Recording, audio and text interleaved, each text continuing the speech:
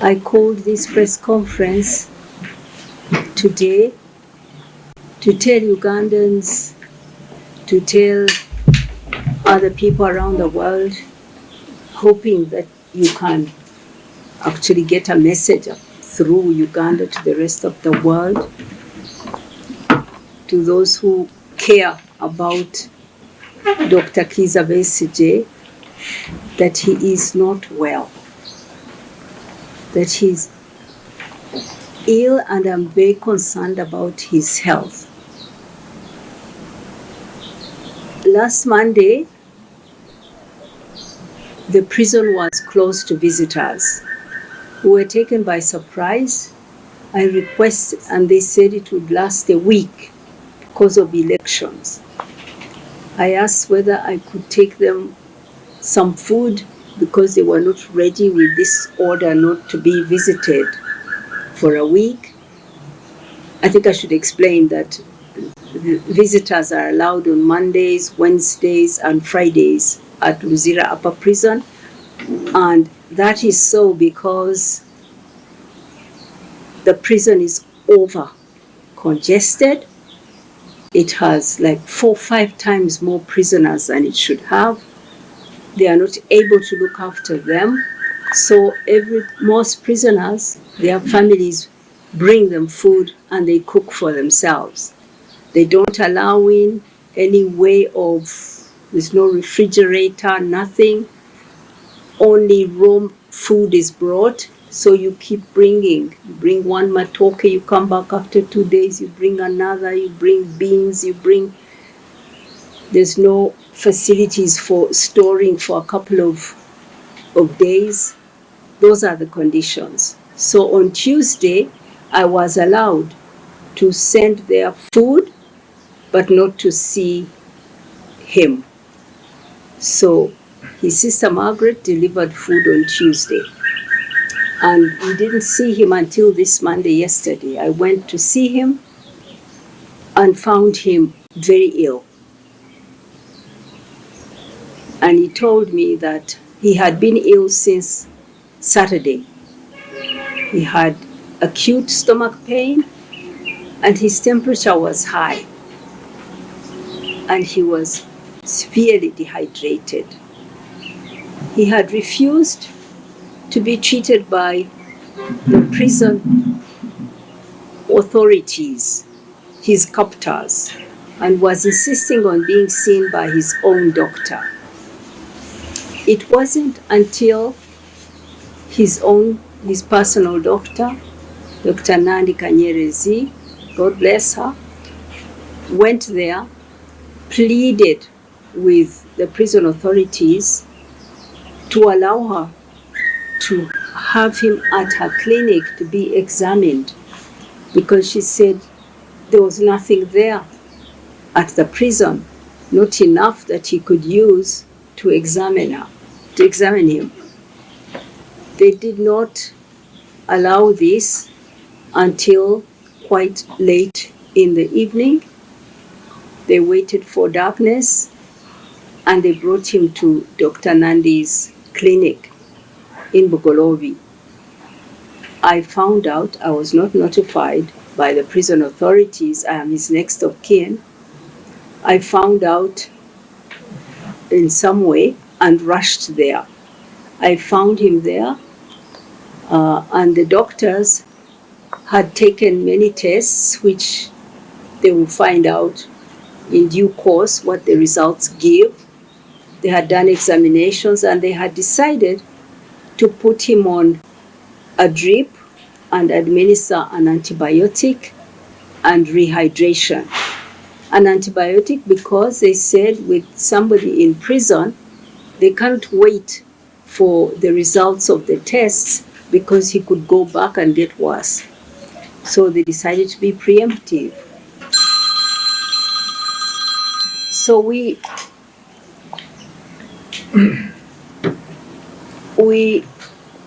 his sister and I were there at the clinic while he was being treated. He, after receiving 2.5 bottles of water in his body, he still wasn't passing urine. and the doctor said he was severely dehydrated and asked for him to remain on hydration. The prison authorities took him back to prison at night. In taking him back, I asked the doctor what was going to happen next. She said she wanted to review him today. I asked the authorities, the prison officers there, will you bring him back to the clinic today? And they said they don't know. That's a decision from above. Dr. Besigye doesn't have a right to see his personal doctor. This is decided from above, and it's a long negotiation. I want to thank very much Dr. Nandi. This is the second time she has negotiated with them to have him brought to her clinic to be thoroughly examined.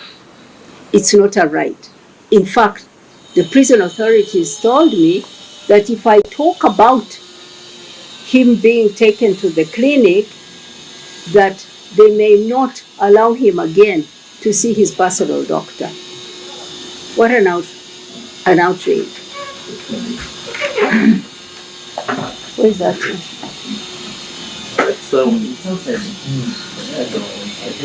No.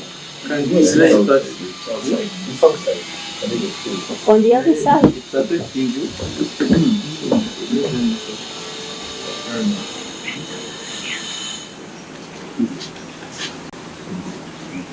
Okay, so then I followed the prison officials as they escorted him to their cars. I must say that when Dr. Besigye arrived at the clinic, I am told, I learned this from the medical people, that he wasn't even in a position to stand up straight, that he was shaking, he told me himself, and unable to walk without support. By the time he left after being treated, he was walking, but you could see that with difficulty. 6 prison warders were surrounding him, and they marched him down the stairs from the 2nd floor. I followed them up to the basement. Their cars were waiting for him at the basement. They bundled him in their pickup truck, one warder on one side, the other on the other side, him squeezed in the middle, and drove off. What was of grave concern to me was that all along at the clinic, I arrived, I had found there a woman who was dressed in civilian clothes, very strange clothes. She had a chitambala over her head, dressed like the way a Muslim woman would wear her, not hijab, her veil. But she wasn't wearing it properly like a Muslim woman would. So she looked funny with a big white tambala on her head. I thought she looked curious. When the warders were taking Dr. Besigye, she followed them. So I also followed her. When we got to the basement, I got near her to ask her who she was, and she started to run. There was another car that was waiting for her. She feared to enter it and ran to another corner. I managed to take a picture of her back, and she pulled off her chitambala. These are the military intelligence people who are holding Dr. Besigye. I'm here to tell you that Dr. Besigye isn't a prisoner held by the prison authorities. No. He is a captive of Mr. Museveni and his son, the army commander. They are the ones holding him. They have their own military people in that prison who guard Dr. Besigye. He is a captive. He is not like any prisoner who has committed a crime and is being held there by the prison warders. He has always been held by Mr. Museveni and his son. The courts are also, the prison is a front for holding Dr. Besigye. But the people holding Dr. Besigye are Museveni and his son.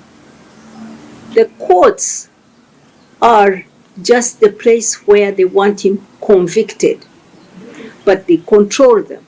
He controls the courts and he wants him convicted so that he can continue to hold him in the prison, held by military men, and he wants to kill him. He wants Besigye to die in prison. Why is it that in this week when they shut the prison, that is the week when he falls sick? Why is it that they want to bring him? They refuse him to see his personal doctor in the first place. At her insistence, they bring him secretly. They do not inform me, his next of kin, and they threaten me not to talk about it to the public. He's a leader. He's a public figure. He's a leader of the opposition.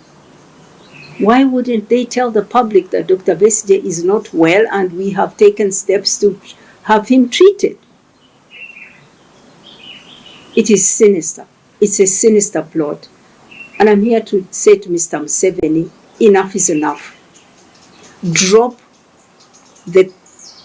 Stop holding Besigye as your captive.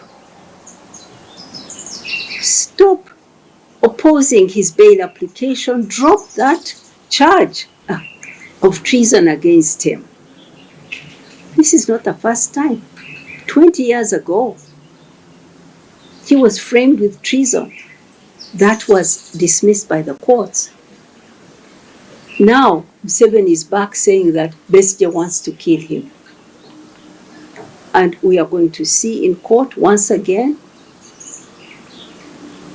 a lot of lies and fabrications being presented there, this time with a judge who is under instructions to convict him.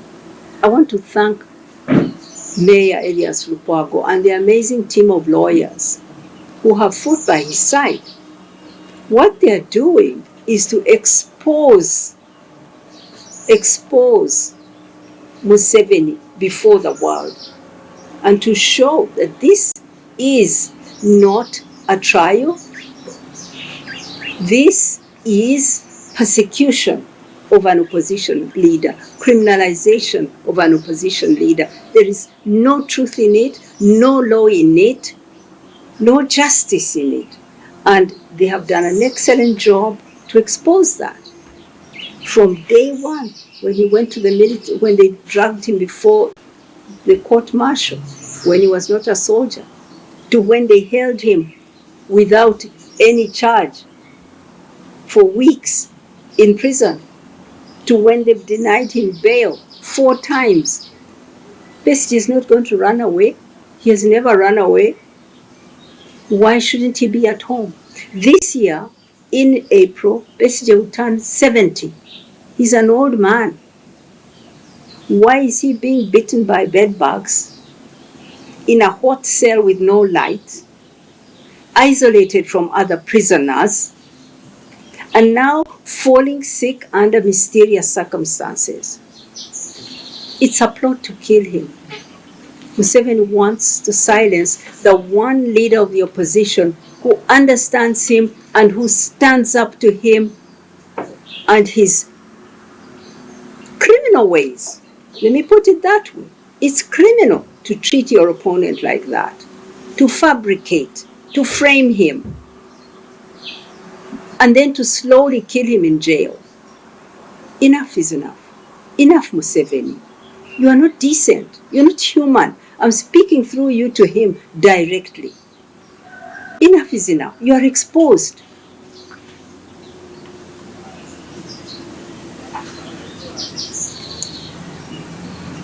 I would like to say to Ugandans that the reason behind this, why Mr. Museveni has taken so much time and money and wickedness to frame an innocent man is because he has an agenda that Besigye knows and Besigye opposes. And that is to extend his dictatorship through his son. After this election, in the next 5 years, we are going to see him make every effort to prepare and to install his son as the next president of our country. He's going to do this in many ways. One, handing him his party, the National Resistance Movement. He has enough sycophants and hungry people on the gravy train who will allow that. Then he will do changes in the military so that that man who is incompetent, whom we know is a loose cannon, threatens other countries, abducts citizens, tortures, and is proud, has promised to hang Besigye and has named where he's going to hang him. This is the kind of man he wants to lead our national army. So he will make changes there to give him the control. And he's likely also to go to his parliament with his speaker, who is a Mabati thief, who has no integrity, to possibly make some changes in the constitution to ensure that he and his son continue to lead this country the way they want, without law, without any basis in law or the constitution, by force. That is the plan. That is the plan Besigye opposes. That is why he wants to slowly kill him in jail. Museveni, take a few steps back and don't do this. Stop it. We know it. Okay, I've said enough. I just wanted to put this out there. I'm speaking in my own capacity as that person who stood next to Kizza Besigye and swore to stand by him in sickness and in health. And I'm standing by him. And I'm saying, Museveni, back off. Release this man. You know he's innocent. Thank you very much.